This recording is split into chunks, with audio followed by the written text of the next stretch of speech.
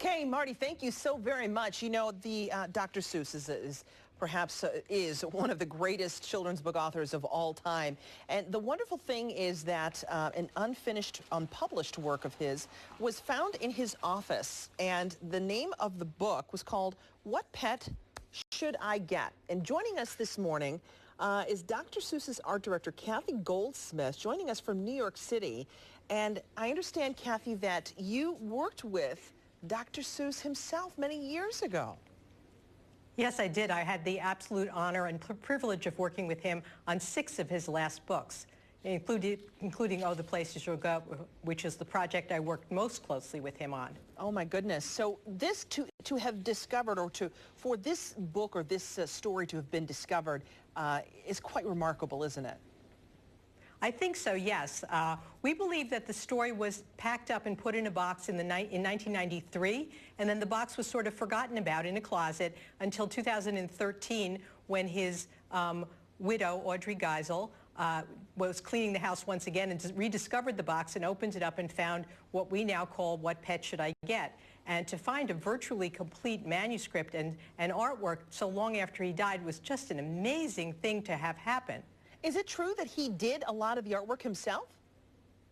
Well, he did all of the black line artwork in this book himself, with the exception of one tiny little line which I added for him. But all the rest of it was his work completely. And what he didn't leave us on this book were the color specs for it, although there were some tiny little color notes of yellow and red on a couple of the pages. So what I contributed to this book was trying to figure out how he would have colorized it if he'd been alive, and to do that for him now.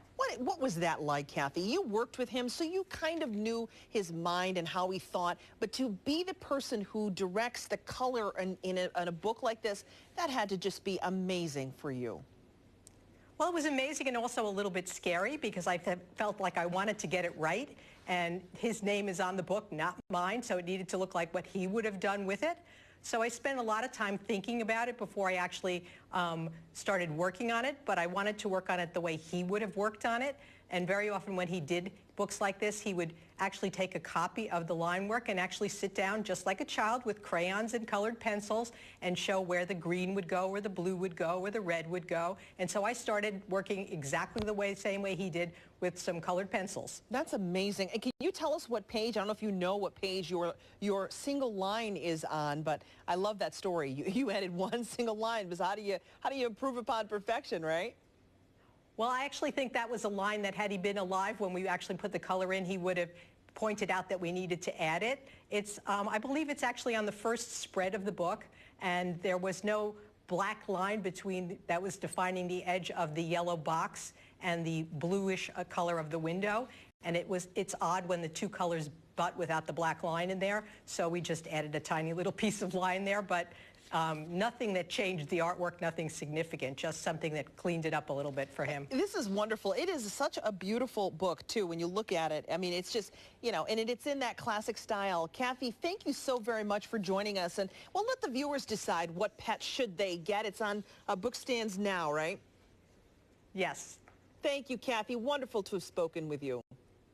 Thank you very much. I love that story, the behind-the-scenes story. She knew him. She knew how his mind worked and what he would have wanted. And he would have been very happy to see that his book was released, I think, and a whole new legion of fans becoming a fan of Dr. Seuss. If you wrote the book, would the answer have been a Chihuahua?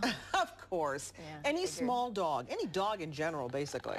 You know I love them all. Well, Hannah is hanging out with the big guys. Yeah. She's at St. John Fisher College, where the Bills will begin camp in just over an hour from now. We'll be back with her in a moment.